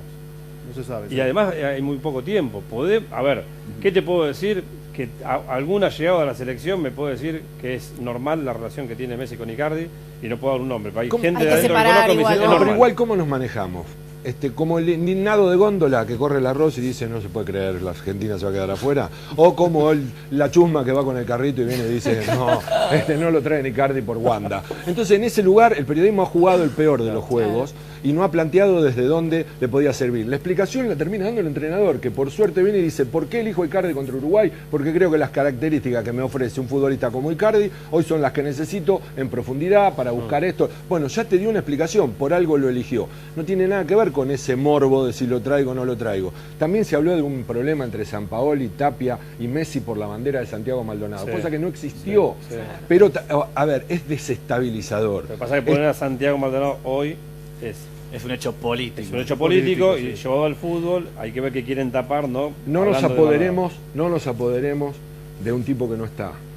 O sea, no nos apoderemos de una persona. Por eso, pero quiero decir, entonces. Lo que hay que discutir es si Icardi no, Higuaín no, nada más. Ahora, hablemos del rival. ¿Cómo llega Perú a este partido? Y hoy más motivado que nunca. Muy bien está jugando el equipo. Que los últimos 12 puntos sacó 10. ¿Y cuáles son esas 4 bajas? Perdón, porque yo estoy informadísima. Sí. Muy bien. Muy bien ahí. Estuve estudiando. ¿Cuáles son las 4 bajas que sufrió Perú?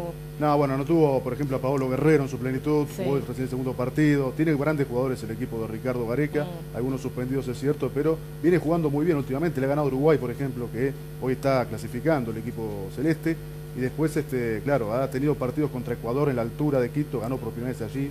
Estamos Gareca complicados. le cambió una cuestión de mentalidad al equipo peruano que tiempo atrás era muy difícil, ¿no? Porque se hablaba mucho justamente, hablamos del morbo, ¿no? De Icardi, de Messi, bueno, allá en Perú es prácticamente todo morboso, ¿no? En el sentido de que qué hacen fuera del fútbol los jugadores, como que hablan mucho de responsables, bueno, finalmente Gareca creo que le encontró una lógica y la renovación que tanto se esperaba ya. ¿Están al tanto acerca de este rumor de que Perú no quería jugar en la Bombonera? ¿Es así? Sí. No sé si igual hoy se rumor. desmintió, ¿eh? Sí. Nosotros mientras hacíamos el programa al mediodía en Crónica, había llegado esto de la carta de la Federación Peruana y después se sale el comunicado de la Federación Peruana diciendo que era absolutamente trucho y que no tenía nada que ver con eso, ¿verdad? Porque aducían o alegaban de que iban a presentar lo del panadero, lo del gas pimienta y todo esto, y no tiene nada que ver. Acá hay un juego que va a ir en otro lugar y que se mueven los escritorios. Y los que abren y cierran los escritorios son los muchachos de la mafia. Entonces, mañana los sentarán a los peruanos y le dirán... Está todo que estamos discutiendo si se juega en la Bombonera o no, en el Monumental o no. Lo importante es lo que pasa dentro de la cancha. Claro. No importa qué estadio sea. O sea, al menos es mi valoración, ¿no? Queremos resultados. Depende. Es realmente lo que pasa dentro de la cancha tiene una influencia decisiva y sobre todo cuando lo jugás. Ahora, después te dirigen árbitros, te dirigen lineman, se eligen árbitros, se eligen lineman, y ahí es donde empiezan a jugar los escritorios. Y en ese lugar hay que empezar a hacerse cargo porque nosotros tuvimos al muñeco que manejaba todo, ¿eh? Sí. Entonces, ojo. Mariano, vos escribiste un libro. Vos sabías, vuelta. Alan, que Mariano escribió un libro que se llama Jugarás en Primera, porque vos fuiste jugador de fútbol.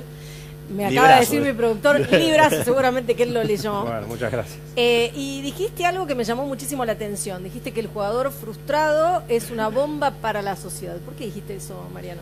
Porque, a ver, yo tuve 20 y pico de años, ¿no? Desde inferiores hasta llegar a primera, después por una lesión no pude, algunas cosas las cuento casi textual en el libro, aunque es una novela, pero también yo me pongo en el lugar para graficarlo, de 1 millón llega uno. Claro. Yo me paro en los 999.000 que no llegan, y el club te prepara para llegar a lo más alto, ¿no? Para venderte, para vivir de eso, pero no te preparan para otra cosa, ¿no?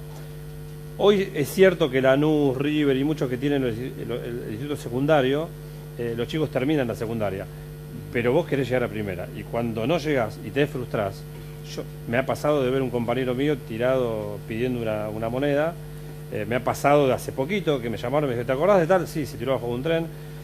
Entonces es muy fuerte, ¿no? Y hay que, me parece, hay mucho para trabajar, hay mucho para hacer, es un tema, me parece, muy profundo, de debate, de cómo llegan los chicos a inferiores, qué pasa en los clubes de barrio, porque el futbolista llega, sacando el tenis ruso, a ver si me ayudas, llegan de extractos muy bajos, claro, de extractos muy complicados, con una idea que le prenden una vela a salvarse. Es muy difícil, es mucha muy presión de los también. padres también. Hay mucha presión de los padres. Los últimos 30 años hay que agregar a los padres que están en el peor de los lugares. Ha perdido la contención el chico llegando a su casa en relación a un padre que se siente, o una madre que explique, o una familia que contenga. Hoy son ellos los que incentivan y le echan más leña al fuego. O sea, entonces también creo que hay que contextualizar en qué momento y en qué lugar este lugar del mundo. Yo escuchaba recién a nuestra invitada y decía, sin luz, tú te imaginas, hay 2 millones de personas sin luz, y está pasando un huracán. Acá sin que pase un huracán, solo el huracán político, de sur o de norte dejan 3 semanas sin luz, ¿verdad? Y nadie dice nada, o sea, y en ese juego te encontrás con la gente en la calle dándole a la olla. Entonces me parece que esto es un lugar del mundo donde el fútbol ha pasado a ser granero hace muchísimo tiempo y que no estamos preparados para seguir siendo el granero como corresponde. Nosotros no evaluamos todo eso, lo único es que nos aparecen, y como nos aparecen nos salvan, y los dirigentes viven de lo que aparece. O sea, vos no tenés ninguna duda, por eso repito, vos imaginate si esto tuviera una estructura seria con Maradona y después con Messi. Imaginate una Alemania, pero también entrar a una rotonda en Alemania y das 10 vueltas y nadie cruza. Acá entras en una rotonda y te llevas uno puesto en la mitad del auto y andás a llamar al seguro, si es que tenés. Bueno, entonces no comparen más con Alemania. Nosotros somos esto. Nosotros somos muy educados cuando nos toca viajar. Somos esto. Porque a ver, ¿cuál es el escenario con el que nos vamos a encontrar en la próxima fecha de eliminatorios? A ver, ¿qué se tiene que dar para que Argentina pueda pasar, bueno, mejor dicho, clasificar, ¿no?, al Mundial? Sí o sí hay que ganar. Los 2 partidos, los 6 puntos mínimos tiene que ganar, sí, por lo menos para ver, después depende de otros resultados, ¿no es cierto? A ver si algunos ya firman el repechaje, de hecho, me parece que ya mucha gente firma el repechaje porque es una situación complicada. Hay otros resultados también, no depende si mismo Argentina para clasificar directamente. Están muy juntos, son muchos, y antes eran 7 puntos sobre los 12 posibles, ¿verdad? Al perder 4 de esos 6 que se podrían haber conseguido, te quedaste con 2, entonces ya tenés que pensar cómo conseguir 5, no podés conseguir 5, porque un partido da 3 y un empate da 1. Bueno, ante la alternativa de un triunfo y un empate, no nos olvidemos que terminamos en la altura en Ecuador, la realidad es que vas a depender mucho más de otros resultados. Con 2 triunfos, te diría que prácticamente en el 4.º puesto estás adentro. Sí. Pero habría que ver también. Es todo suposición. Lo más interesante es que no le erren a los 11 y que después cambie un poco quizás también la cuota de suerte. No digo decir eso, Russo, me parece más allá de lo numérico, más allá de que puede ganar uno u otro, que Argentina va a jugar con un resultado opuesto y demás, es lograr la tranquilidad dentro del grupo, elegir bien los 11 y que Argentina pueda tener eso que siempre nos caracterizó, que es ser protagonista con cierta coherencia dentro de los 90 minutos. Si Argentina puede ser coherente durante 90 minutos y eligiendo bien los 11, me parece que tenemos chances, desde ahí. El Laucha Costa jugó de 4 y de 8, no jugó de extremo bien abierto, que es lo que mejor hace cuando ataca. Estaba más pensando en la espalda que en la parte donde él tiene que atacar. Y así hay un montón de cosas que están ligadas a algo que dijeron que es el inodoro en el baño o la heladera en la cocina. Bueno, Acosta, pero por eso la coherencia, ¿no? Acuña también jugó por la derecha y en Racing jugaba por la izquierda. Sí, y por la izquierda hizo un desastre cuando entró en lugar de Di María. Muy bien, bueno, veremos qué pasa por entonces. Hasta aquí llegamos. Por favor, muchísimas gracias por haber venido y ahora sí, nos vamos al primer corte porque estamos hace mucho nosotros trabajando. Desde las 5 de la tarde acá, Enseguida regresamos con mucho más cuestionados.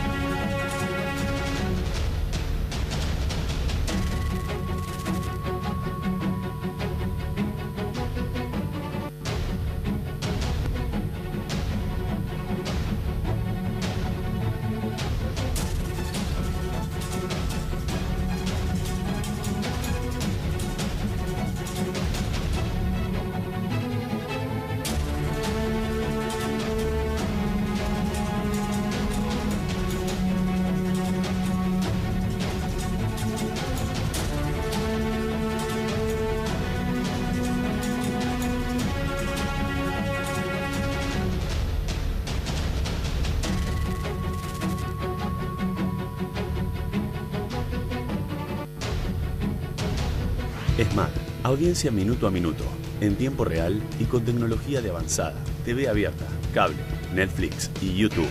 Y ahora, con más de 600.000 mediciones online. ESMAD, sistema de medición digital. Visítanos en www.esmad.com.ar.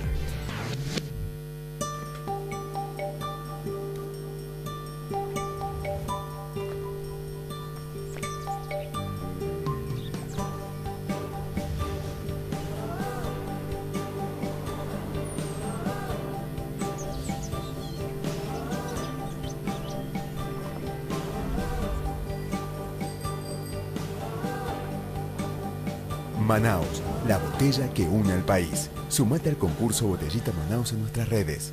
Las nuevas Lay's sabor barbacoa tienen ese sabor especial, el de la deliciosa salsa que acompaña tan bien las carnes asadas. Probalas en tu próxima juntada con amigos. Nuevas Lay's sabor barbacoa. Lay's, la vida con sabor. Cuidados en el invierno. 4 pasos para lavarse las manos correctamente. 1. Abrir la canilla. 2. Agarrar un jabón. 3.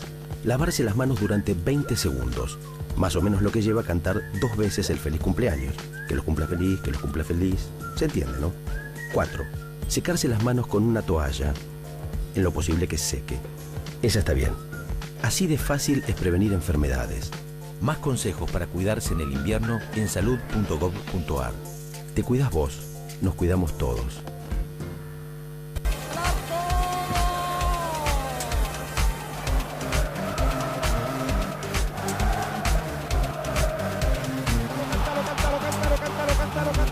¿Estás preparado para volver a vivir tu pasión? Viví todo el fútbol en HD por Telecentro.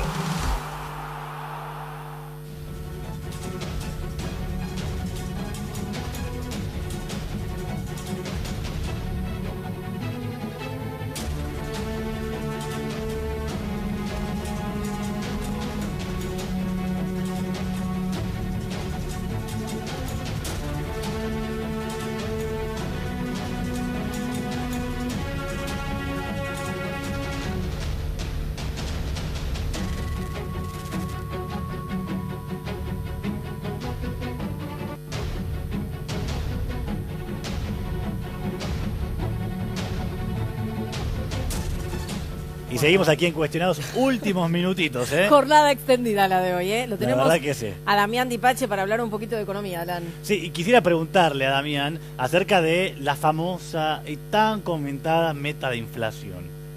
¿Llegamos? Uno se pregunta eso, ¿no? Si vamos a llegar, porque se habla de que se van a venir todavía más aumentos para después de las elecciones.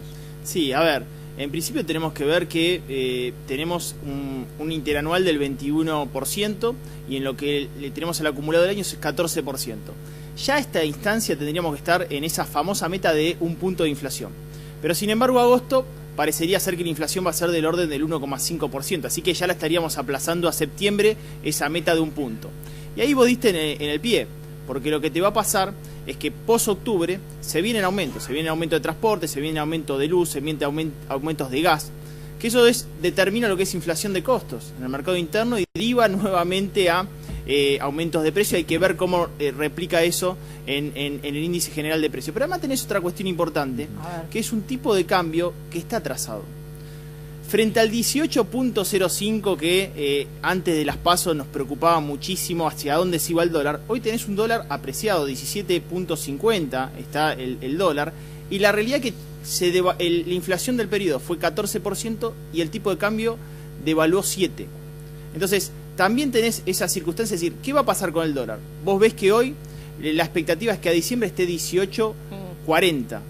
Va a seguir todavía retrasado frente a una inflación del 21%. O sea, la meta no creo que se cumpla, va a estar en el orden del 21%, era del 12 al 17%.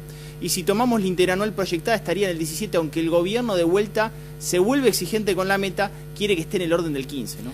Damián, ¿oíste hablar del fenómeno o efecto Falabella? Sí.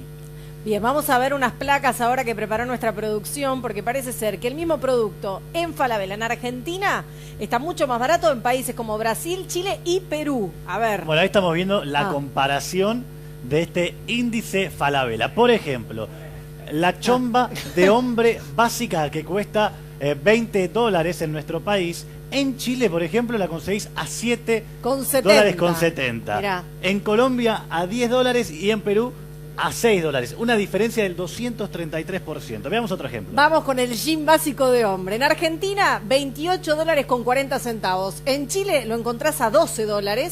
En Colombia a 13,50 y en Perú a 9. Una diferencia de 215%. Bueno, mientras repasamos estos datos, Damián, ayúdanos a entender cómo es que se puede dar semejante disparidad de precios. Hablamos, por ejemplo, de que los productos se venden en nuestro país al doble que en Colombia.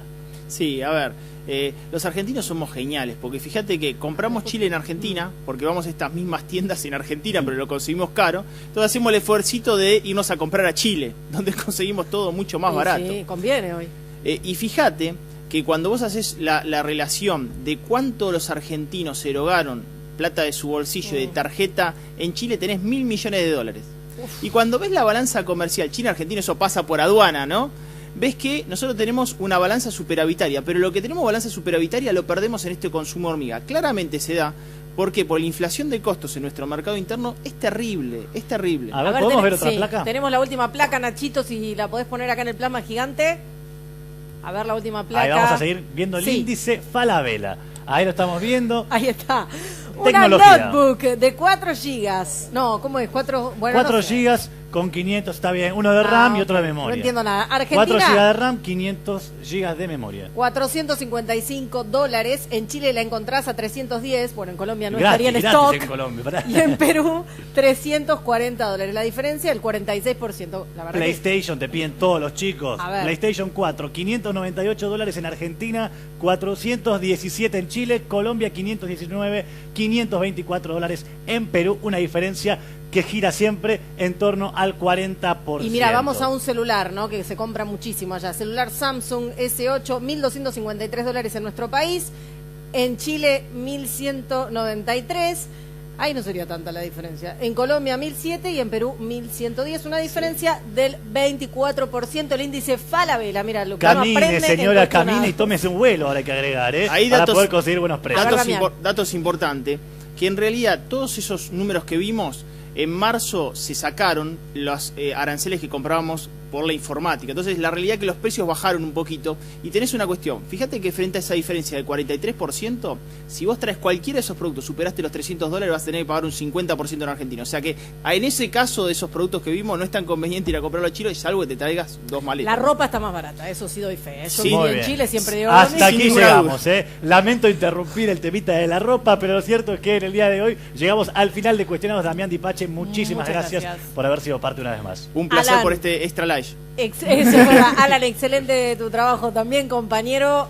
Nos despedimos para reencontrarnos cuando. Nacho también. A obviamente, Nacho, a Agustín, a Fede, a todos les mandamos un gran abrazo y a Lire, agradecimiento. a Escobita, a todos. A todo el equipo técnico, cámara, quedamos bien con todos y con ustedes también, porque ya mismo le decimos gracias por habernos hecho tendencia una vez más en las redes sociales. Nos encontramos el próximo domingo a las 20, ¿dónde, Belú? Por supuesto, en Canal 26. Chau. Gracias por acompañarnos.